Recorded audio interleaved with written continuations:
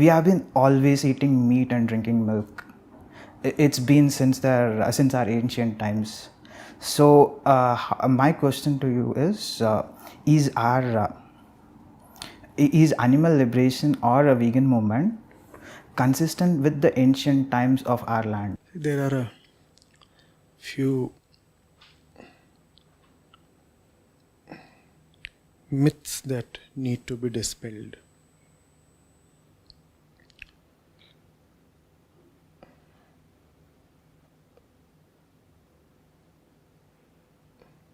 Yes, man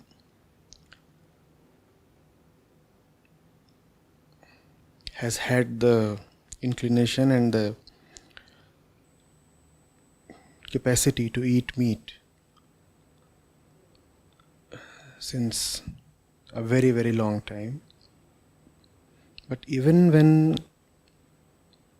man was in the jungle,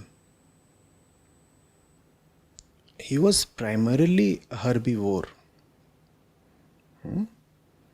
And this is borne out by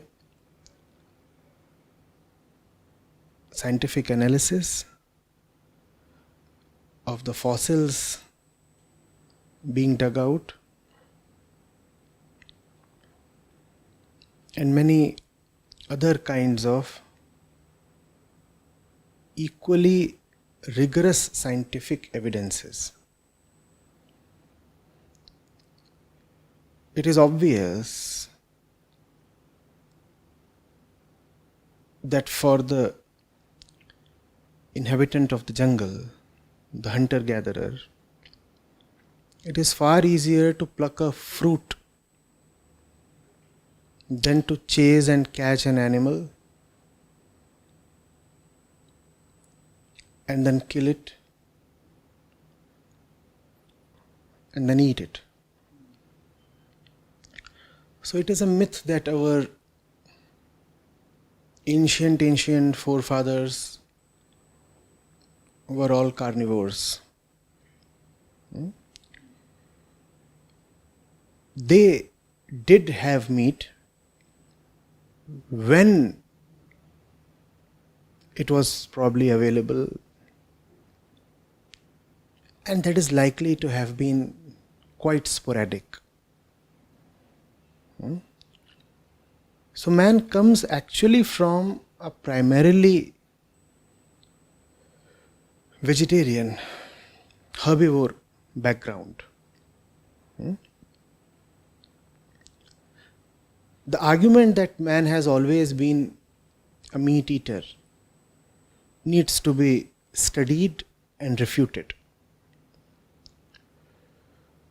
The current splurge in meat eating is not more than 200 years old.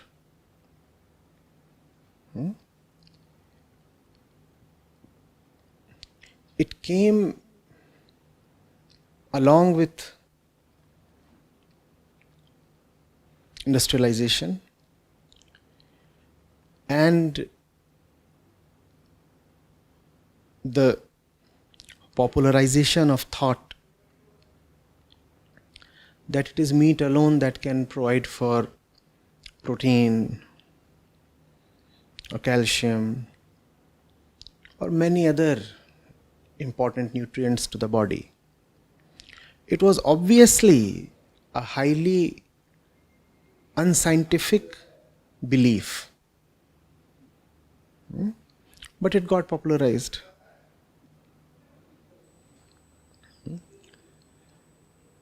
Now, since the last 30, 40, 50 years, as we are progressing, there is tons of scientific data to conclusively prove that not only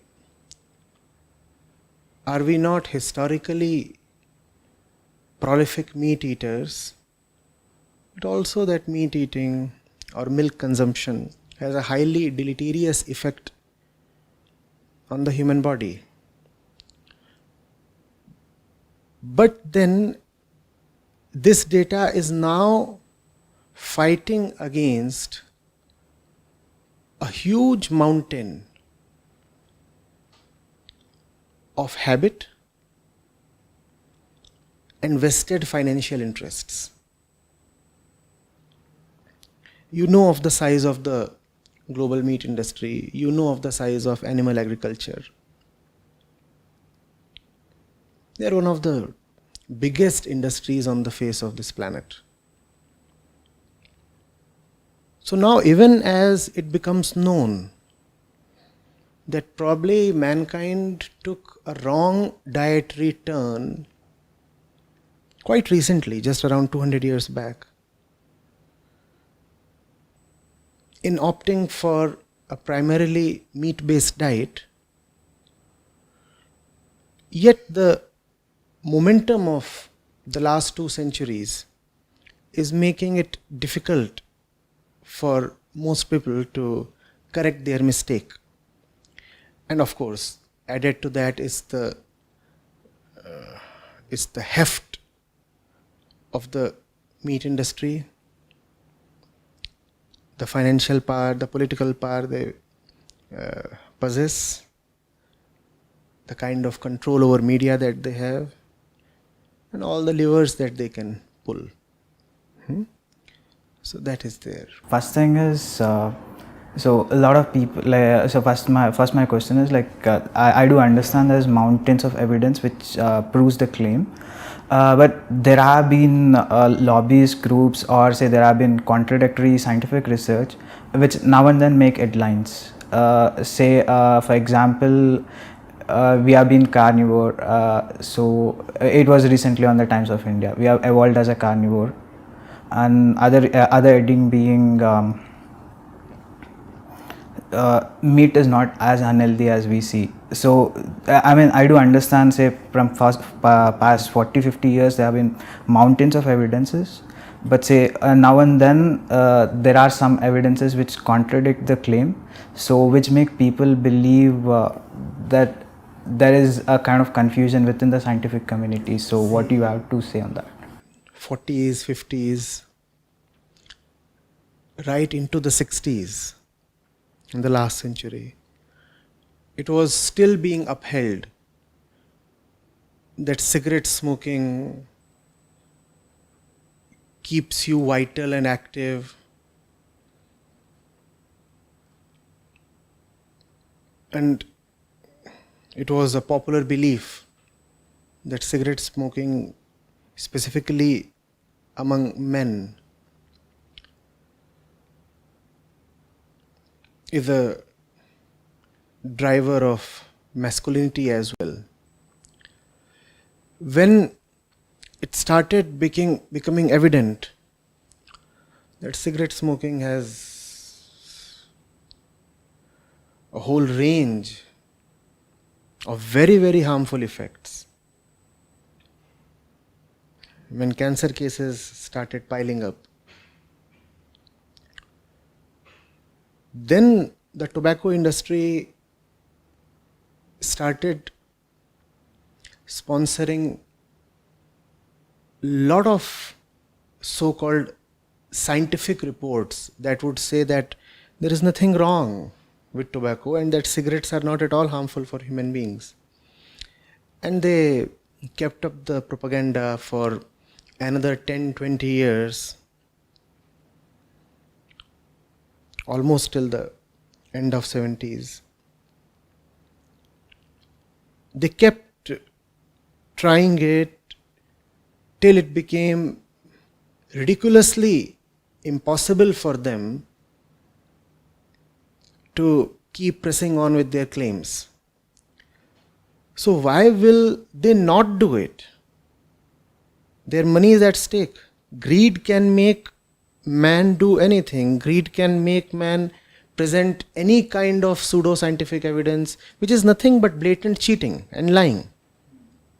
Most of the reports that still try to defend meat consumption are sponsored by groups having vested interests. take the case of climate change as well. That climate change is happening and there is a clear scientific basis for it, was evident not today, but even 4 decades back. But then the fossil fuel industry kept sponsoring report after report that said, firstly, that there is no climate change. Then they said, oh, there probably is climate change, but it does not have to do with human activity. Global warming, they said, is not anthropogenic. Even today, they come up with something or the other that would confuse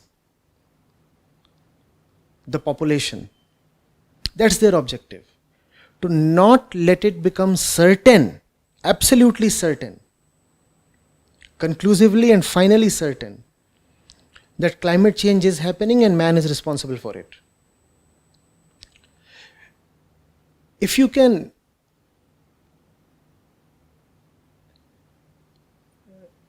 instill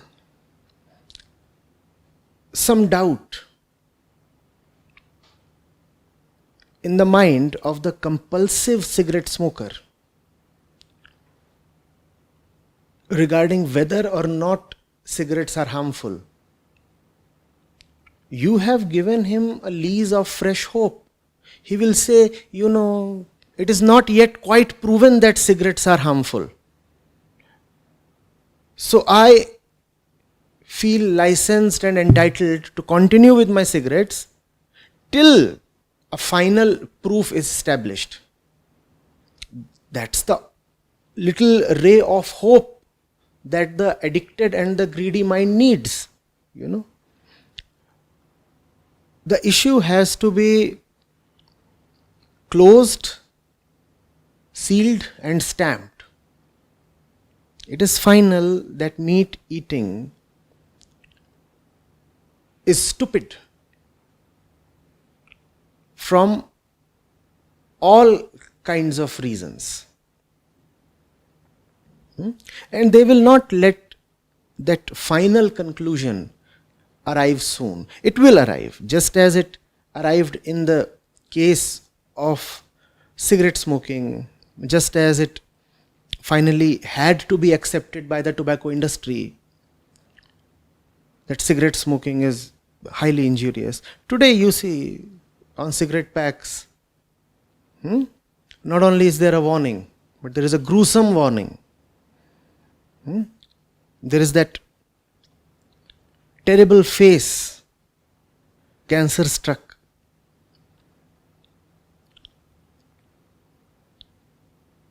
It was unimaginable that the tobacco industry would agree to it 4 decades back.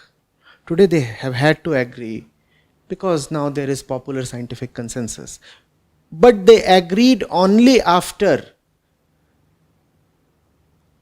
claiming millions of lives by spreading misinformation. Same with climate change.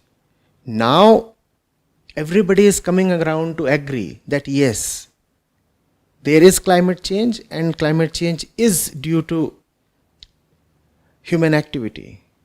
But they are trying to delay the inevitable. They are trying to delay that there would be ultimately a consensus. That is also what the meat industry is trying now. 50 years back, it was the tobacco industry. 2 decades back, and still it is the fossil fuel industry. And we have the meat industry, which will continue definitely with its propaganda and lies right till the end of the next decade maybe. They will evidently have to agree and submit. But then by that time they would have caused just too much and probably irreversible damage. The thing is to speeden the process.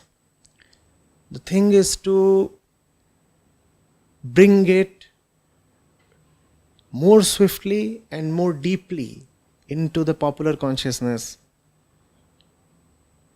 that what meat eating really is. Guruji, moving to next question. So my next question is on dairy. So what do you feel is the best approach to bring awareness about the cruelties of dairy industry, given that most Indians are heavily reliant and unaware of the realities which go in the dairy industry? Social media. Simple answer. If social media can be used to spread all kinds of mischief, elections are being won and lost on social media, right? You know of the e-commerce volumes now. So much is happening on the internet. Then the social media is the best means to demonstrate the horrors of the meat industry to the world, right? Today you have trends and trolls. Anything can go viral overnight. You need dedicated people who can bring these things out. You need videos and gruesome videos. You need to promote them. You need to pin them. You need to frequently circulate and broadcast them. And more people need to do that, because the meat eater is a self-deluder. You cannot eat meat without firstly lying to yourself. He will not want to know what the reality of meat consumption is. He will not want to know how animals are kept and how they are slaughtered. He will not know what the conditions of milch cattle are. He'll just want to happily and blissfully, in complete ignorance, consume packaged meat or packaged milk or milk products. It has to be shown to him what is it that he is really putting in his mouth. From where is it coming? What is the process? It is not a factory product. It is not coming from a conveyor belt. It is life. And you must see what that life has to go through and how that life ends just to satisfy your taste buds. So, I think a lot of change can happen if just the reality of the animal farms can be brought to people. Obviously, that will not have an effect on everyone, because there are people who have reached stages of neurosis where they love to see blood flowing, where they actually want their meat slaughtered right in front of their own eyes. And there are perverts who love to actually slaughter with their own hands. So we are not talking of extreme cases of perversion here, but the normal folk, the so-called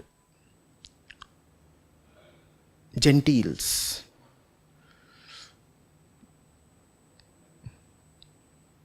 kids,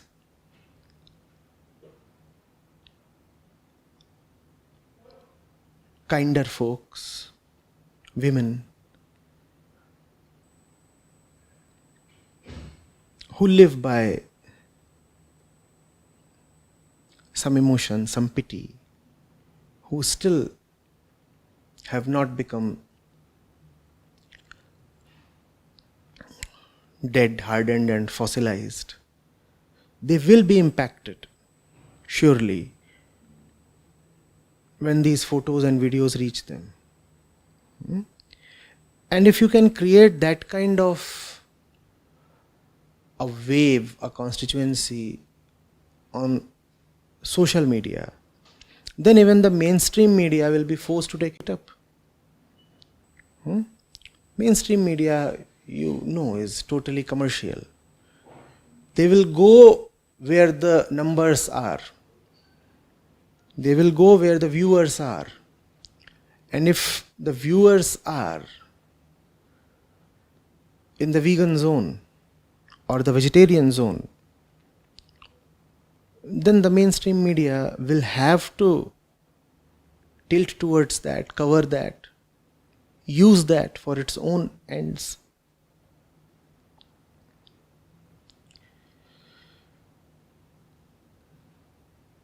And you need to go to schools. They are the consumers of the future. And they are the ones who are not yet fully conditioned. They are the ones you can talk to.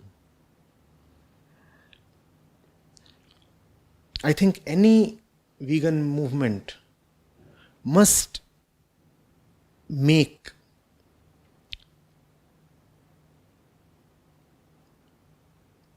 the 8+ age group a key priority. It could even be 6+. They are the ones who must be converted. They are the ones who must be told that it is very important to know what really is there on your plate.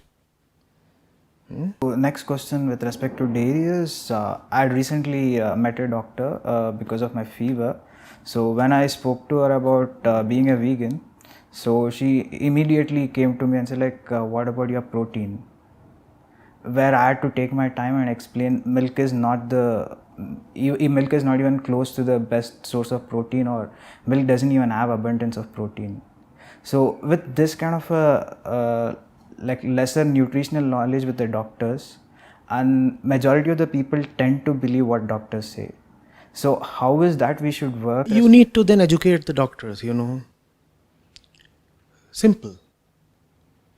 You might be an MBBS or an MD or a DM, but you could still be quite illiterate. You might still not have basic knowledge regarding the nutritional value of various food products. You could have a quack graduating even from the best medical college. And you're right. So many doctors just do not know that milk or meat are, as you said, nowhere close to being the best sources of protein or vitamins or iron or calcium, anything. In fact, there is a lot of misinformation even on vitamin B12. So, just as everybody else needs to be educated, doctors too need to be educated, because the public believes the doctors. So go to the doctors and tell them. Otherwise, yes, it is very, very common that you go to a doctor and if you are a vegetarian, he kind of scoffs at you. It's a very disdainful glance that he throws at you. Vegetarian? And that too you see is a relic of the 50s, 60s, 70s. It has gotten into the popular culture that to be big and strong, you have to have meat. Whereas this is so foolish.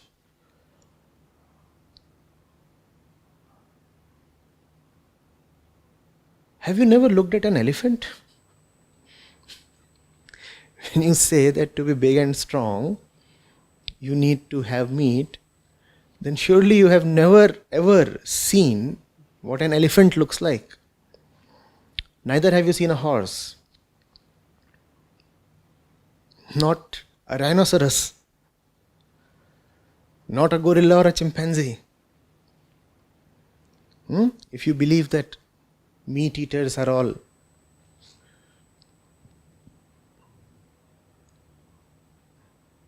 yes, it's ridiculous. There are two categories of professionals who are adept at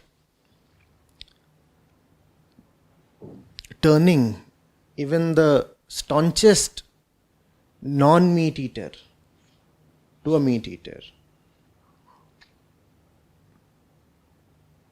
One, the ill-read doctors. Two, the totally illiterate fitness instructors.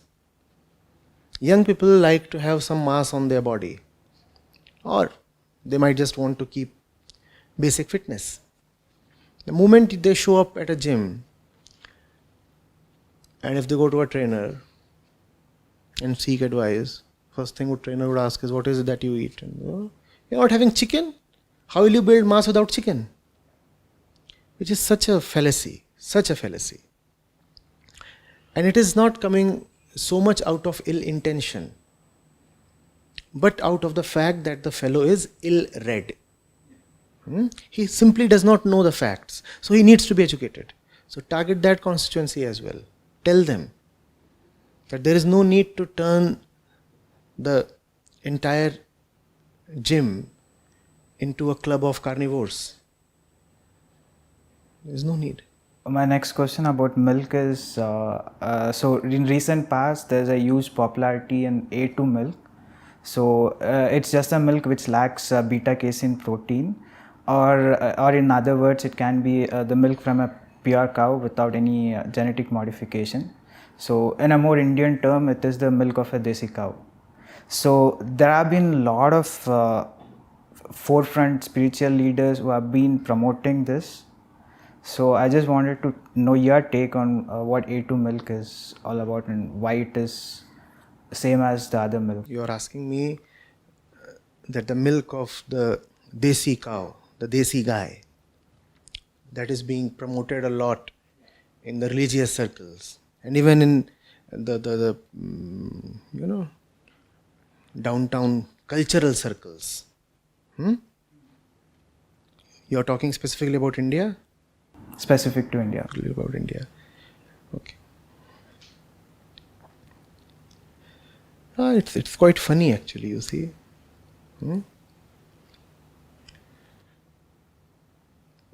We worship the cow and we torture it no end. And people talk about desi gai ka doodh, desi gai ka ghee. They do not even know what they are doing to the creature they call as mother. Is this the kind of behavior you mete out to your mother? Milk her, put a noose round her neck, leash her to a pole or something, or to a nail, and then keep milking her, artificially inseminate her, and then leave her to her fate once she becomes old and infertile and dry.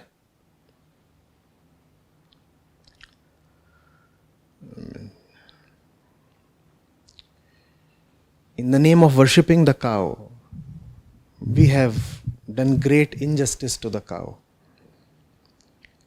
Again, people need to be presented with facts and figures.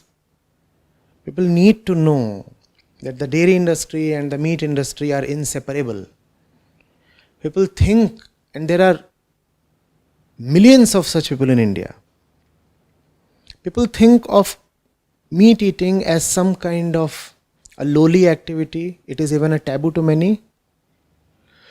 But they think of milk, drinking milk, as something holy. So the fellow will say, I don't even touch eggs. I survive only on milk. As if milk is any less cruel a product than eggs or meat. The direct and symbiotic relationship between the milk industry, milk products industry, and the meat industry is not at all clear to people. Not at all.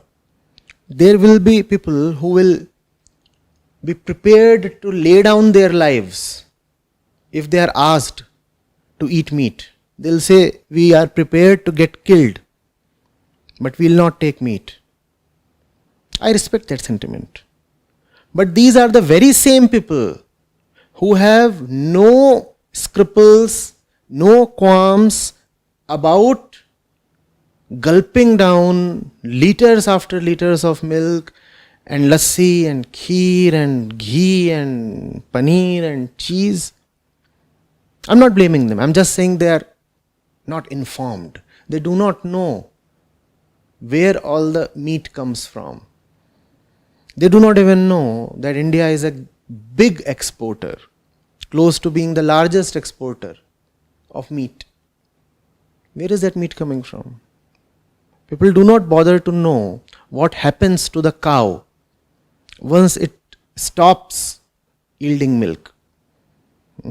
And I do not mean to say that the only injustice meted out to the cow is the one after it becomes old. Even when the cow is young, people need to go and check out what her life cycle is like. And for the sake of somebody who can't survive without cattle milk.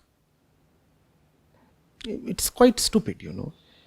There is no animal in the entire universe that needs to have milk of any creature other than its own mother. Man is the only one who wants to drink cow milk, buffalo milk, goat milk, yak milk, camel milk. Camel milk is for the camel offspring. Is it not? Buffalo's milk is for the calf. So what kind of ingredients is the buffalo milk likely to have? The ones that are suitable only to the buffalo calf. Remember, those ingredients are suitable only to the calf, the little calf. What will those ingredients do? They will quickly turn the little calf into a full grown bull. Is that what you want to become? A bull with a huge body and very little brains? That's what milk will do to you. Milk has nothing for you. The milk that a human being needs is adequately provided only by his or her mother. And once the mother stops breastfeeding, that is it. Now the human child needs no more milk. But it's such an obsession. And if you think deeply about it, it's a very, very perverse obsession. Trying to have the milk of a female of another species.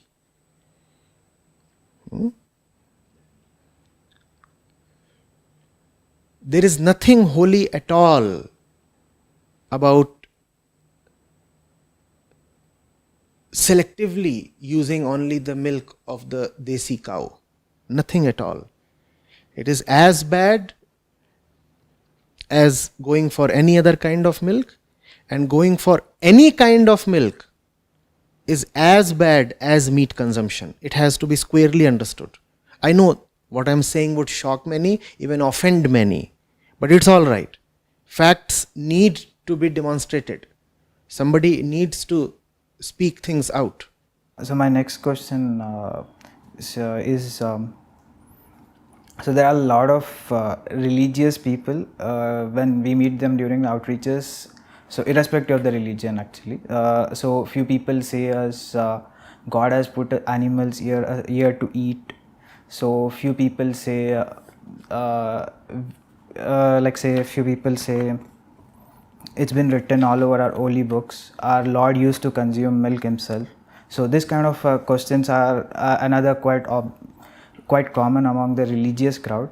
So which I do feel is irrelevant at this particular time of time, but still it is being well written and well established as per their understanding in the respective religious books. So what is your take, and why should we not quote everything from such religious books in this particular era? All this is not because of man's respect for religion. People who make such claims are inherently full of great disrespect for religion. They use religion just to pursue their own limited, petty, ugly self-interest, and they are vile enough to mask their self-interest with the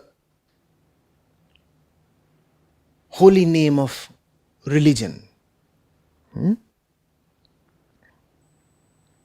When you say that your prophets or avatars have been shown as consuming milk, then why do you selectively talk only of their milk consumption? The prophets, the gurus, the avatars have also been shown to be doing a lot of other things. Why don't you emulate them in totality then? Sri Krishna would lift the Govardhan Parbat on his little finger. Why don't you emulate that as well? But when it would come to that, then you would not talk. Sri Krishna was the one from whom the holy Bhagavad Gita comes. Do you have any relationship with the Bhagavad Gita? No. About the Bhagavad Gita, you would be silent. About milk consumption, you are very loud, very vociferous. You say, no, I want to drink milk. Those were things of his times. He was born in the clan of milkmen. So just as he was not wearing shirts and pants at that time, similarly he was consuming milk. There is nothing timeless, there is nothing eternal about milk consumption. It was a thing of that particular era, that particular age. Why don't you wear the same dress that Sri Krishna used to wear? Why don't you ride the same vehicles that Sri Krishna used to ride? Why don't you say that all cars should be abolished because Sri Krishna was not riding cars? You have to understand that the message of the Holy Gita is eternal, applicable yesterday, applicable today, and would always be useful in the future. But not everything is timeless. Are you getting it? Similarly, people talk of Jesus or Prophet Muhammad, that they have been depicted as having meat. A few things, I repeat, belong to times and conditions of the particular centuries and the particular places where the holy men operated. They would obviously speak the language of their times, eat the food of their times, wear the dresses of their times, use the transportation of their times. These are not significant things. What is significant is their central message of understanding, realization, love and compassion. Instead of focusing on their central message of realization and compassion, we, for our own ugly self-interests, start using even the holiest of men to just give pleasure to ourselves. People will say, oh, but Jesus was a meat eater. Anything else that you remember about Jesus? But you remember this much, that he used to have meat. So that entitles me as well to have meat. And nothing else do you remember from his life, right? So don't you see that it is not out of respect for Jesus, but out of your unending greed and lack of self-control and total lack of love and compassion that you do what you do. And you are unnecessarily taking the name of the great and holy men. So, Guruji, it is factual whatever you said, but why does most of the spiritual and religious leaders shy away from spreading this message?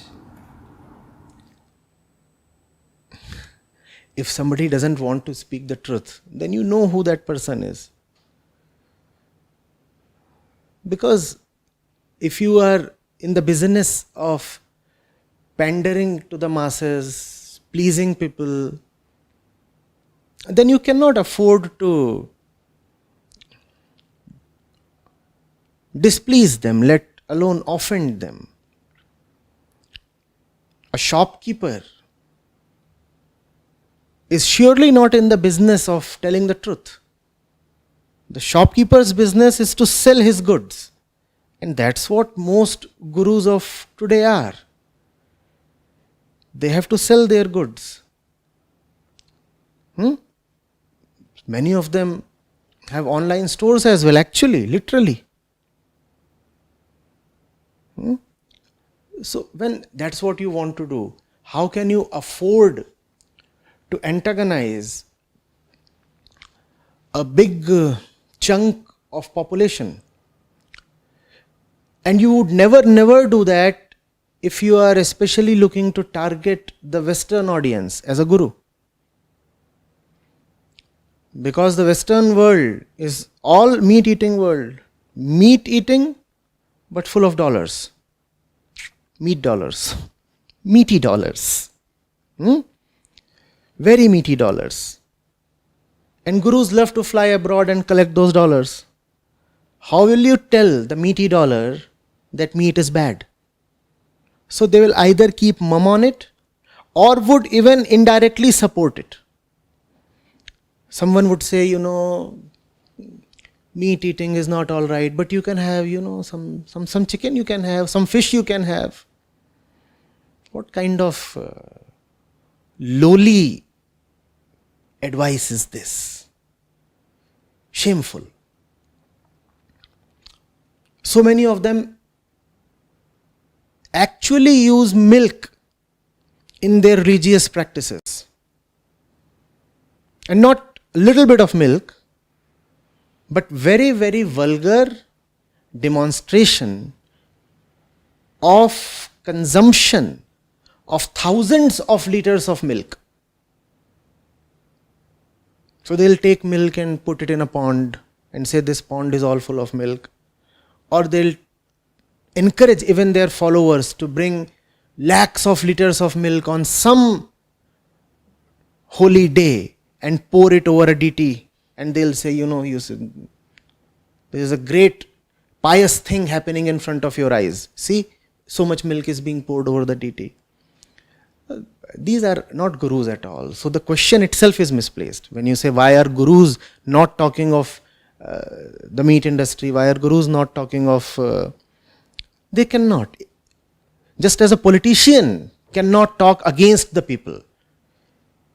A politician can talk against another politician, correct? But can a politician talk against the electorate? He cannot do that. All politicians abuse each other. But does any of them ever raise a finger at the public? They cannot do that. Their entire business is based on pleasing people. So same with the gurus. So my next question is, say a lot of social justice movements in the past. So take example of our freedom struggle. So a lot of them involved a non-violent civil disobedience, say satyagraha. So should vegan movement should be following the footsteps of having more of a non-violent form of civil disobedience? What exactly do you mean by that? I want to know your personal take on what what civil disobedience. What do you mean by civil disobedience? What do you visualize? Civil disobedience is breaking a certain part of the law. Say, like a very simple example can be trespassing into a private property and exposing an animal being cruelly killed, or exposing the industry. I think it's your moral and spiritual responsibility to do that. And in the age of sting operations, I don't know how you can even call it illegal. And if it is illegal, have the resources, an entire battery of lawyers to defend you. Fine.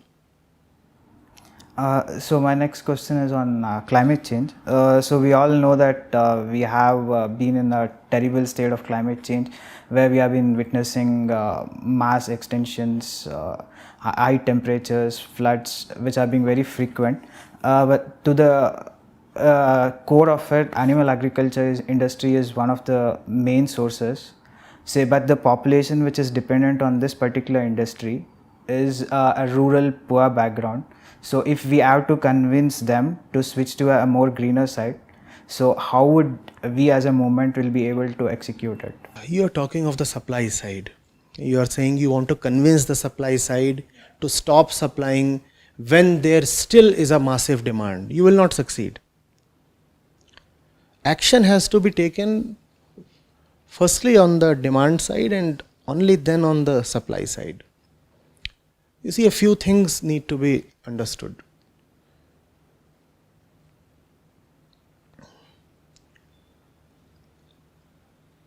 Why did this entire huge spike and spike after spike in meat consumption come first after all?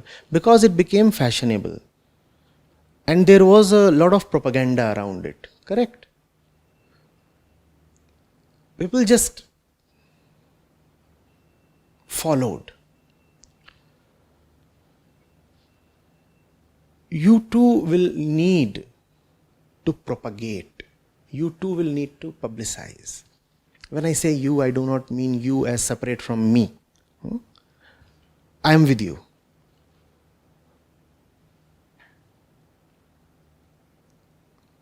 There have to be cultural steps. There have to be legal steps.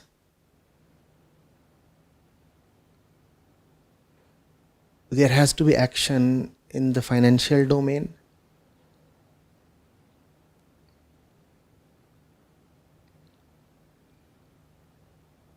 And there has to be information.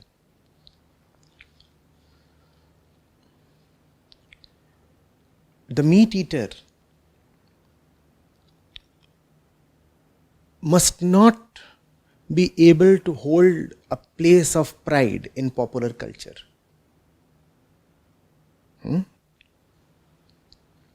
You need to have celebrities coming out and endorsing veganism, at least vegetarianism.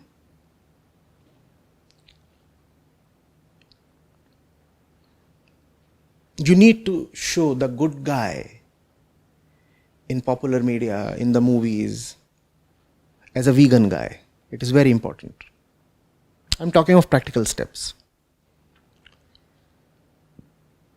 You need to have songs. You need to penetrate the mind of the audience through popular culture.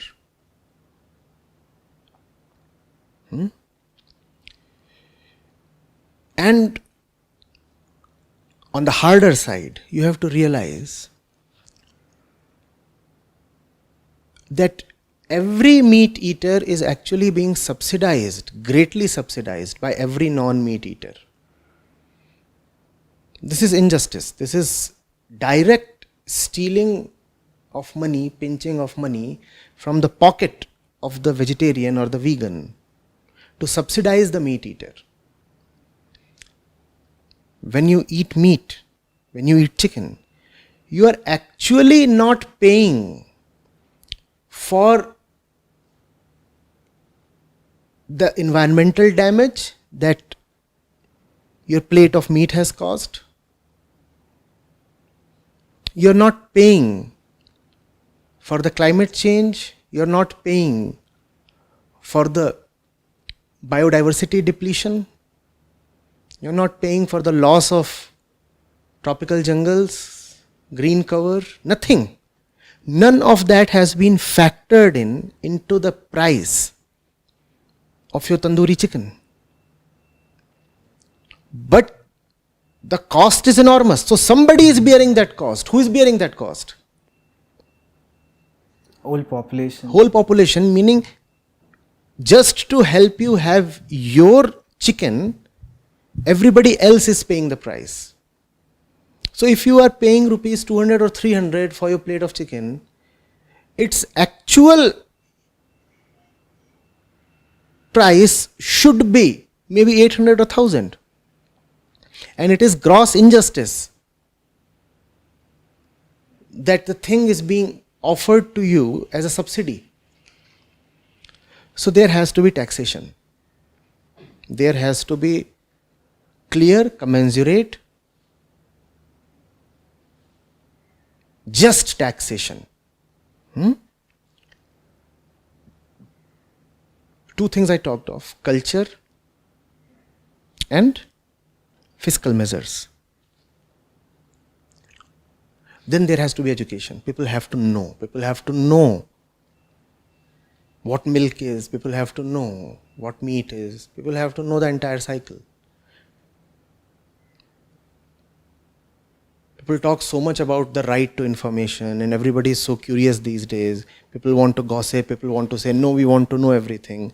First of all, don't you want to know what is going into your body? First of all, don't you want to know what is going into your body? So that has to be made known. Thirdly, it has to be made known that agriculture as such is not the absolutely holy profession it is made out to be. Very, very people know, very, very few people know that probably around 2/3 of all agriculture, rather 3/4 of all agriculture, is just to support meat eating. Now you'll wonder, what am I saying? You'll wonder, right? People think of farmers as some kind of pursuers of a most noble profession. They say, you should be a farmer. Especially in India. Everybody is talking about poor farmers and this and that. Everybody is talking of upholding farming. And I support that. Any person who is in need needs to be supported. But the field of farming, the entire industry of farming, the entire sector of agriculture, it has to be seen in perspective. We must know the facts. Truth has to be exposed.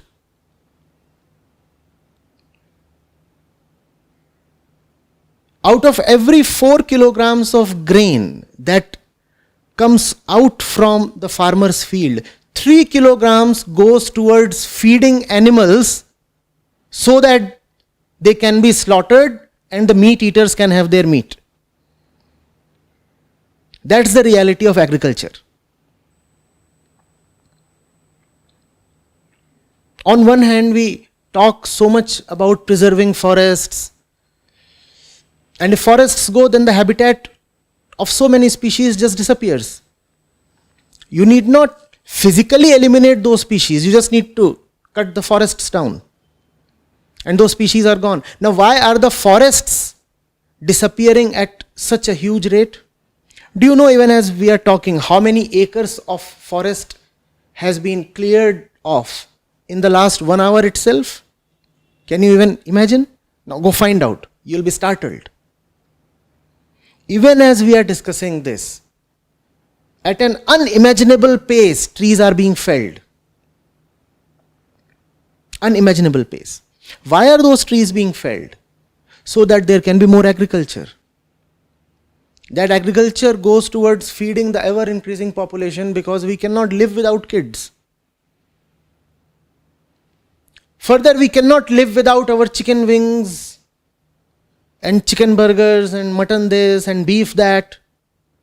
We do not even know that to get 1 kilogram of chicken or mutton or beef, you require probably 20, 30 or 40 kilograms of grains. So most of the grains that is being raised in the farmers' fields is for the purposes of meat. That is something people must know. You cannot just blindly keep on talking of agriculture as something so holy and pious and natural. Are you getting it? Then the kids. Reach out to them. It has to be a holy war. You have to, pardon me my language, invade schools. It's a battle for the mind. The kid must grow up knowing fully well that it's monstrous to kill an animal to eat it. Are you getting it? And that would require a change in the entire value system of the kid. Veganism cannot succeed if you just keep talking of animals. You keep saying, oh, it is bad to look at animals as a commodity, it is bad to exploit animals. If man is exploiting man, why will man refrain from exploiting animals? So veganism has to be holistic, comprehensive. You may not like it to hear it this way, but veganism has to be basically a spiritual movement. Veganism has to be a movement of compassion. And when compassion comes, you will not be compassionate towards merely the animals. When compassion rises in you, then you will be compassionate towards everything, everybody, and yourself. First of all, you will cease to be cruel towards yourself, which most people are. So veganism needs to broaden its scope. You say, oh, it's bad to treat animals that way, this way. One should not use leather. But what if somebody has been conditioned to draw pleasure from tormenting the other? And there are many such people.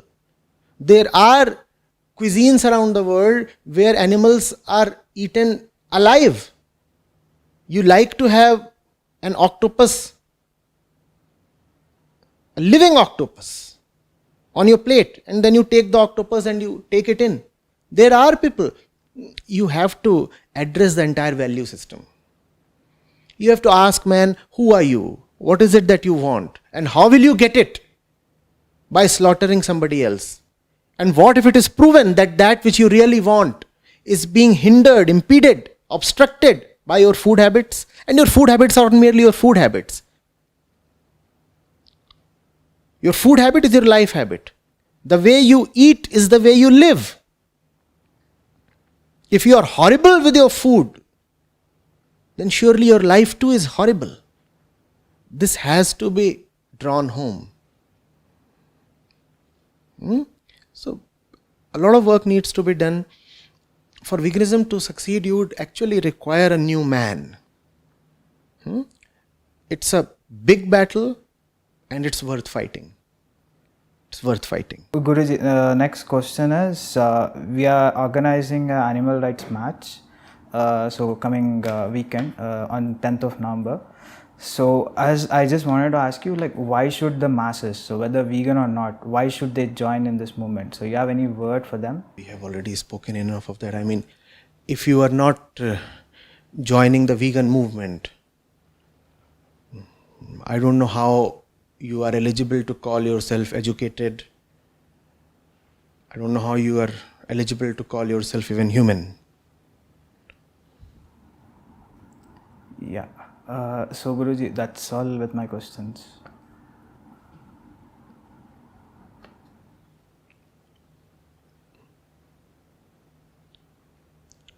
Street activism is wonderful.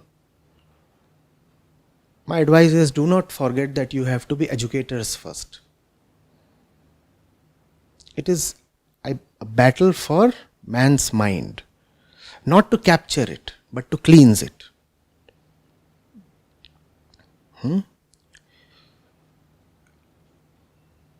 It is not just the future of planet. The future of entire mankind depends on the success of this vegan movement. If veganism fails, man is gone. But unfortunately, man will be the last to go. Before man goes, he would have put everything else in the graveyard or reduced everything else to ashes. Having presided over the entire demolition, having cremated everybody else, he will be the last to depart, and probably pretty soon so. So let's work.